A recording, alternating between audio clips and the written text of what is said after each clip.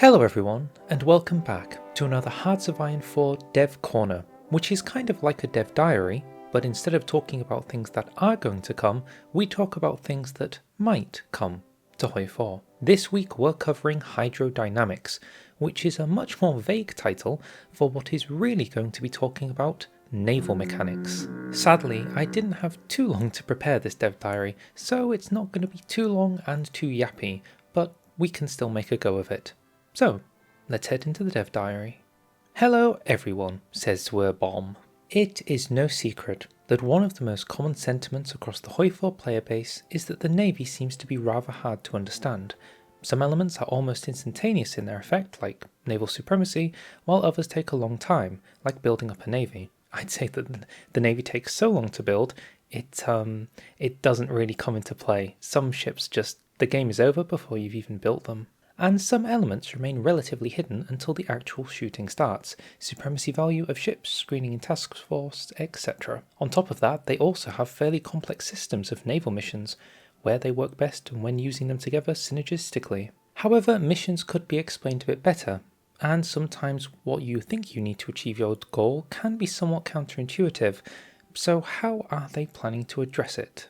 The core concept going forward, and we should bear this in mind because the future is going to be a Japanese naval rework, is that they are wanting to update and reshape naval gameplay, making it more strategic, giving you the opportunity for counterplay if needed, a bit more predictable and a bit less flip-floppy. Updating naval missions so they become more intuitive, with a much clearer purpose and use case. Encourage more active use of fleets. Update and communicate better to the player some of the intricacies of the naval system, increasing the importance of the island's control. In the Pacific, I wonder if this is Japan, smile smile, nudge nudge, wink wink, and naval logistics. Updating carriers and address the interactions between land-based aircraft and naval task forces. That is quite a large list when you consider that it touches on basically all aspects of the naval gameplay, ongoing use, construction, trying to balance out whether one side completely dominates the other, having a more active use of fleets, but that could also interfere with land-based gameplay. Yeah, there's a lot to bear in mind. So the first thing to talk about is going to be the updates to the naval gameplay, beginning with naval dominance. The most important of all the changes that they are introducing will be the concept of naval dominance. Naval dominance will be an umbrella term for a couple of things. Similar, before ships had supremacy value, now they have naval dominance value, which will be displayed on the ship card. So as we can see in this image, a Nagato class ship is going to cost 509 naval dominance, which previously would have been calculated purely on production cost and manpower, but now will also be involved with things like speed and range, so the ability of your ships to have presence in a naval zone will not just be based on how much it costs. In order to use that naval dominance, they next want to talk about sea zones. Each zone, depending on the terrain type, has a certain threshold of dominance points you need before you can claim to control it, and if you are at war, then similar to the older systems, you will be also taking into account the enemy's dominance value and how much it ratios between you and them to find out who is in control of that sea zone to do things like naval invasions. Having control, or as they call it now, naval dominance in a sea zone, provides you with advantages and bonuses, for instance as we can see in the screenshot below, partially reducing the amount of convoys needed for trade and supply up to 25% if you own the entire shipping route.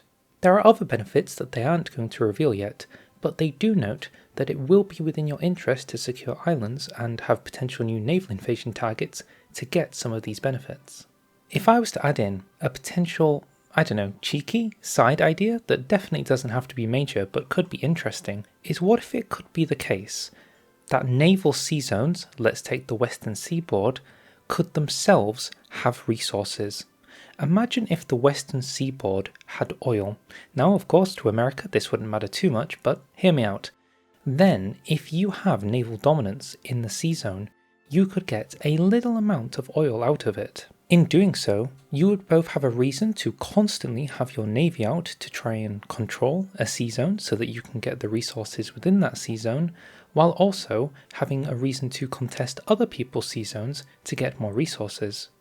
Considering offshore mining for oil was a very, very new concept in this time period, I wouldn't expect it to be too big, and maybe not even worth for America to invest into heavily until they have later techs. But it is something interesting to consider if you wanted to promote people using naval gameplay as a more active playstyle beyond just getting some occasional dominance because they can. For example, Cuba is an island that is next to two interesting zones that could have oil for them to exploit. Of course, them getting the technology to exploit it is going to be another question entirely. Next up, let's talk about dominance game. Dominance, as opposed to the previous naval supremacy system, now will take time to establish, but it also doesn't simply instantly disappear when ships engage in combat or go into repair. So I suppose this is to counter something like the British needing to repair their ships or run out of oil, so they send the whole fleet back into a dock, and in that very short window, the Germans can launch their naval invasion to Britain. If now it's kind of on a decay-grow system, even if the ships go back to repair and refuel, it doesn't mean you're going to instantly beat the British naval dominance inside the English Channel. I guess Sea Lion got a little bit harder. Following on from this, we now see updates to naval missions, which have been split into two types: core missions and auxiliary missions. Core missions include the traditional patrol, convoy raiding, convoy escort, and strike force. These are your primary way to interact with naval dominance, and each mission will work a little bit differently, but I suppose they did before too. Patrol will be serving for building up the dominance, convoy raiding reducing enemy dominance, convoy escorts will provide a protected value, which means enemy raiding won't be able to reduce your dominance below that value, so a counter to convoy raiding I suppose. And Strike Force serving as a synergy tool and amplifying the other missions. They hope that this will be more clear and a relatively intuitive system compared to the previous system. Alternatively though, we have auxiliary missions. These do not directly interfere or interact with naval dominance, but there are things you can benefit from it. So these are naval exercises, mine laying, mine sweeping, and naval invasion support. Because of this key split, I think the big takeaway is, for anybody who's currently played with the naval invasion system, you can stick your ships on naval invasion task alone, and that should give you the naval supremacy you need to launch the invasion. But in this system, you're probably going to have to divide your navy into two different fleets minimum. One that has the core mission to patrol to raise your naval dominance, and then convoy raiding to maintain it, and then a second navy specifically to do the auxiliary mission of naval invasion support. So kind of a split there from the old system. Naval home bases, range, and supply. Okay, this one might be a little bit too controversial for me, but let's get into it. They say they are reintroducing the home base system for your fleets. Each fleet will need to be given a specific home base. Any naval base that you have access to, your own subject or faction members, or if you have secured docking rights, can be selected as a home base. So the question is, what will your home base do? The main change that comes with this is how naval range will work with a home base. So your naval range will now be calculated from wherever your home base is, instead of all naval bases. So in this image we are given the example of the Kriegsmarine, where they're basing in two separate locations. If they're in West Germany, also here, just west of the Kiel Canal, then you can have access to the Norwegian Sea and the Western Approach. But if you set their home base to be in Königsberg, on the Eastern Prussian section, you won't even reach the Norwegian Sea. You'll be cut off just before the North Sea. With this, I'm pondering what the end goal kind of result is going to be for how this is approached in differing the strategy. For the most case, one would hope that the structure of just making sure the base that is closest to your target is being used would make the most sense. I suppose the main focus is that it's going to be used with the Japanese update, so that if you want to go from Japan to America, or from America to Japan, the most important thing you can do is ensure you have the islands to make it over there. Of course, it's worth remembering that America owns the Philippines in this period, so they can really just use the Philippines as their staging ground to get there. As for Japan, I guess this is much more harder for them than it will be for America. Additionally, because of the way that naval home bases now work, naval supply will not be calculated from the nearest naval base to where they are, but instead directly from their home base. So if you try and give them a task that is very far away from their home base, their supply will be lowered. State building limit for islands. In Gotterdammerung, they introduced terrain-based limits for province-based buildings, like forts and coastal forts, so that you couldn't build the Maginot Line everywhere, although some people who played Fortress Luxembourg were very sad. In a similar spirit, they will be introducing state-based building limits for the buildings. In this case, they are now focusing on putting limits on various islands. Yeah, this is definitely a Japan naval invasion island patch change dev corner. So now, not every single one of the tiniest of islands can have an airbase capable of storing and launching 2,000 planes. Right now, those caps are based on the island state categories, so tiny island, small island, and large island.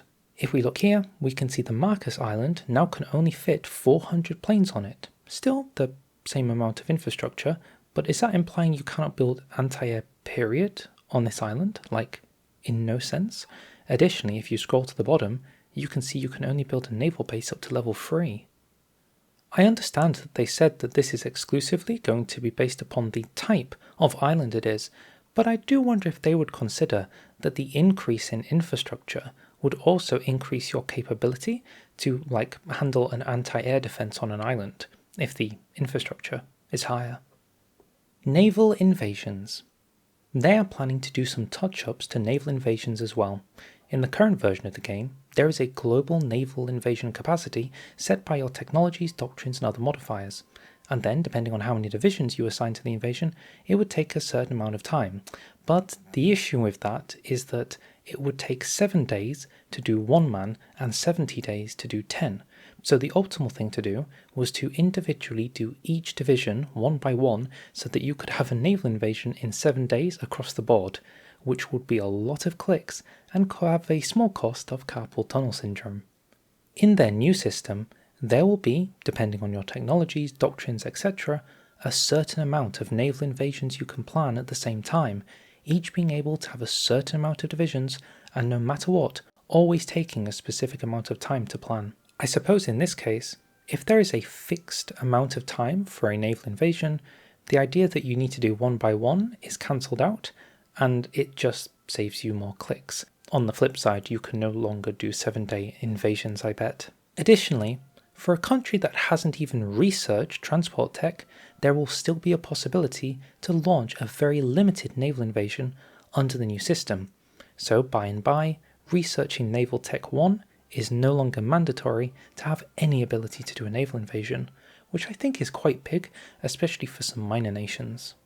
The following section is called Appeal to My Lizard Brain, but I think it could be better being called Naval Map Painting, because now, with the introduction of naval dominance, you will be able to see who has the highest naval dominance of different sea zones, and should you have the highest naval dominance, you will see it visually represented on the map. They describe this as giving a feeling of naval front lines, and in the example given, we can see that Japan is trying to head east by claiming all of those naval zones, bit by bit by bit.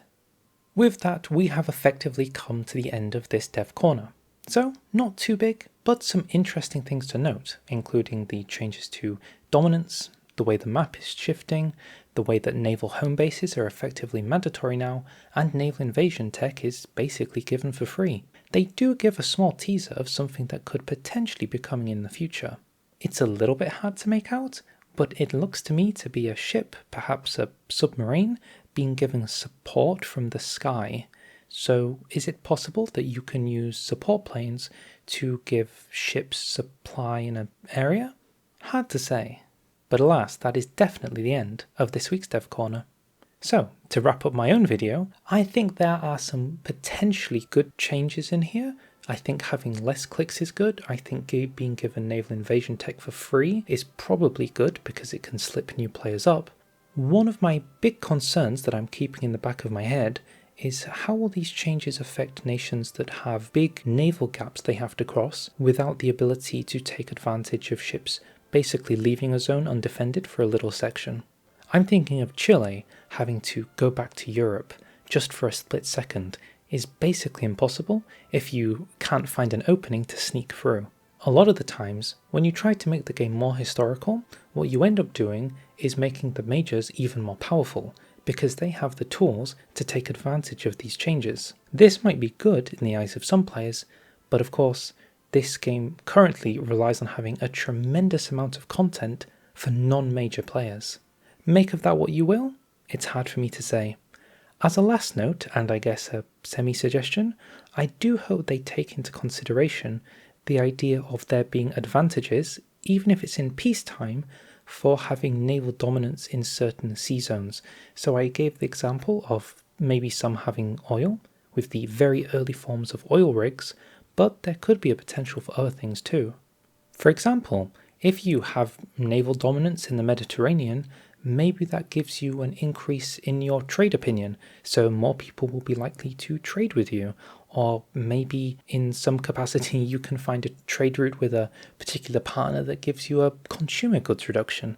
I'm just kind of throwing ideas and darts at the board, but you could understand how such a system could have benefits for having an active navy. With that though, I'll say thank you very much for watching. Hopefully this wasn't too long. If you liked this video, feel free to like, feel free to subscribe, and I'll see you all for the next Dev Corner or Dev Diary next time.